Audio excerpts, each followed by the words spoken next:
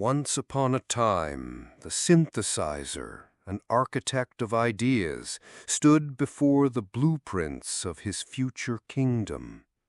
He saw how his treasury of thoughts could be forged into tangible magic, and with a clear mind he charted the course of his work. His greatest need was to begin the work, to give voice to the silent laws that governed his world. He wisely decided not to build a grand new castle for his work all at once, but to start with a single enchanted tool in a quiet corner of the realm, a simple proof that his magic was real. He ventured out into the sunlit day, tool in hand, ready to cross the threshold from planning into creation. The world was ripe with possibility, and the words began to flow. For a time he was a conduit, capturing the very essence of his mind and spirit, storing it safely in the crystal heart of his device. But as he worked, a terrible and unseen enchantment took hold. The tool which he had acquired for a bargain carried a hidden curse.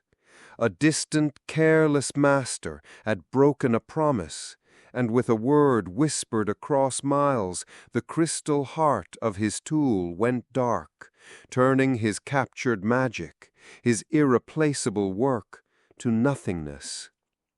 He found himself standing not with a treasure, but with a dead thing in his hand, and a void where his work had been. The price of this failure was immense. It was not just the loss of the captured thoughts, but the unleashing of a storm within him, a tempest of fury and despair that swept through his inner world, toppling the great pillars of his strength. The disciplines that held his kingdom together, sleep, nourishment, movement, crumbled into dust. He returned to the end of his day not a creator, but a king of a ruined landscape, lost in the wreckage. In the suffocating quiet of that ruin, a profound change took root. He saw the truth of the grand bargain he had made with his own life, that he was sacrificing the entire vibrant reality of his present for the promise of a future that felt more and more like a ghost.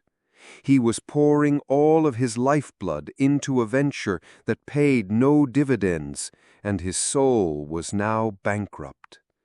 He realized then that the journey to his desired future could not be fueled by sacrifice. It had to be built, stone by stone, on a foundation of present-day strength. And so, in the darkness, he set aside all thoughts of his grand kingdom and focused on the first, most critical act of rebellion against his despair, to find a way to secure a single, simple night of rest.